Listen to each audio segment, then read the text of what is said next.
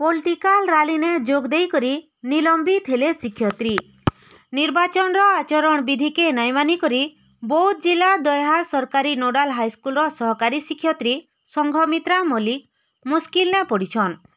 निर्वाचन आचरण संहिता लगी रही बेले गोटे राजनीतिक दलीय रैली ने जोग देई करी जिला निर्वाचन अधिकारी द्वारा चाकरी नु निलंबन होइछन।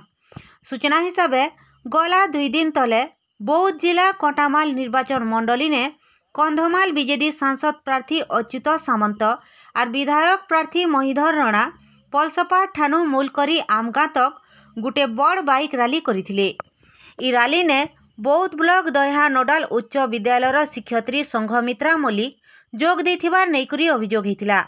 तार पूर्वरु जिला प्रशासन तरफ निर्वाचन कमिशनर नियम हिसाब सबु सरकारी कर्मचारी अधिकारी माने केनसी भी राजनीतिक दल ने जोग देई नि पारन बोली चिठी ने उल्लेख करा जायथिला।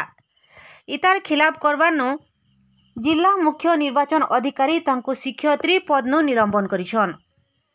ब्यूरो रिपोर्ट बिगुल टीवी।